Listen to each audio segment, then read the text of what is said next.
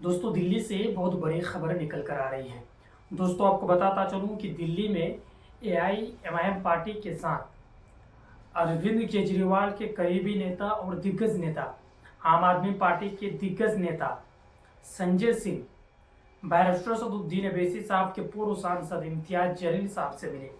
आप स्क्रीन पर देख सकते हैं, इन दोनों की तस्वीर काफ़ी ज़्यादा सोशल मीडिया पर वायरल हो रही है।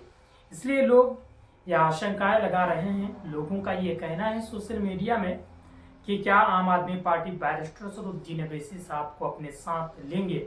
हालांकि आम आदमी पार्टी सभी सीटों पर अपने उम्मीदवार को चुनावी मैदान में उतार चुके हैं, यानी सभी के नामों के ऊपर मोहर लगा चुके हैं और बैरिस्टर सदुद्दीन अवैसी साहब भी दिल्ली विधानसभा में कूद चुके हैं।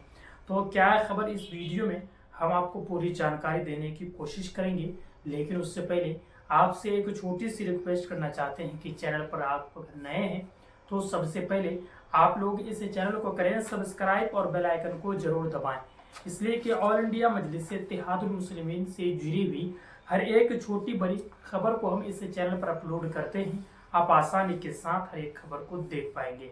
चलिए दोस्तों, बात करते हैं दिल्ली के बारे में कि दिल्ली में एआईएमआईएम पार्टी क्या अरविंद केजरीवाल के साथ मिलकर चुनाव लड़ेगी या एआईएमआईएम पार्टी अकेले चुनाव लड़ेगी। दोस्तों, बैरिस्टर सदुद्दीन अवैसी साहब ने ये क्लियर कर दिया कि अगर कोई क्षेत्रीय पार्टी होते हैं वो अगर अपने साथ हमको ले लेते हैं तो ठीक है, या नहीं तो हम अकेले ही चुनाव लड़ेंगे। तो दोस्तों, दिल्ली में 11 मुस्लिम बहुल्य सीटें हैं और 11 में से बैरिस्टर सदुद्दीन अवैसी साहब 10 सीटों पर अपने उम्मीदवार को उतारेंगे। अभी फिलहाल एक ही सीटों पर बैरिस्टर सदुद्दीन अवैसी साहब अपना उम्मीदवारों का नाम जारी किए हैं, जो मुस्तफाबाद विधानसभा सीट है और वहां पे ताहिर हुसैन साहब को, हाजी ताहिर हुसैन साहब को बैरिस्टर सदुद्दीन अवैसी साहब टिकट दिए हैं। ताहिर हुसैन साहब के बारे में अगर जानेंगे तो ताहिर हुसैन साहब पहले आम आदमी पार्टी के पार्षद थे, जीते हुए वर्तमान के।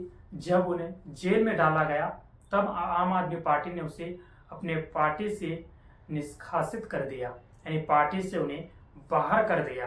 तो अब बैरिस्टर सदुद्दीन अवैसी साहब उनकी लड़ाई को लड़ने के लिए कानूनी तौर पर बैरिस्टर सदुद्दीन अवैसी साहब ने उन्हें टिकट देने का काम किया।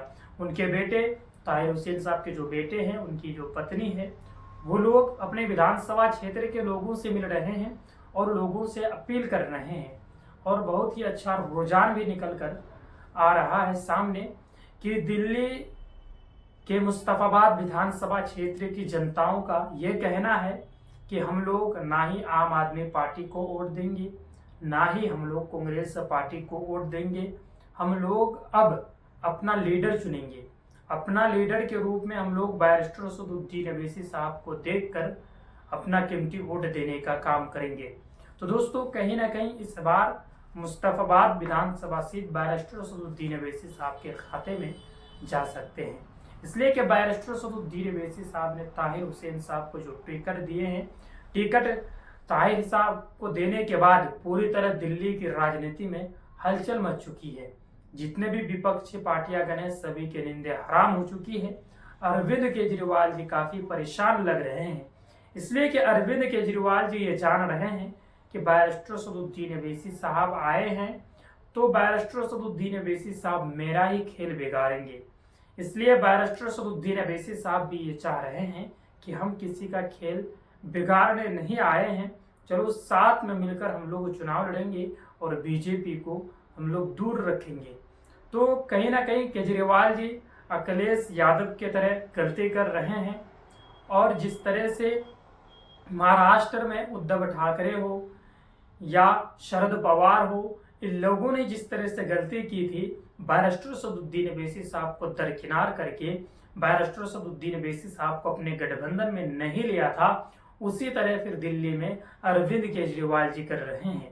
तो अरविंद केजरीवाल जी को ये भुगतना पड़ेगा जब परिणाम सामने आएंगे तब, इसलिए कि बैरिस्टर सदुद्दीन अवैसी साहब सभी मुस्लिम बहुल्य सीटों पर अपने उम्मीदवार को उतारेंगे।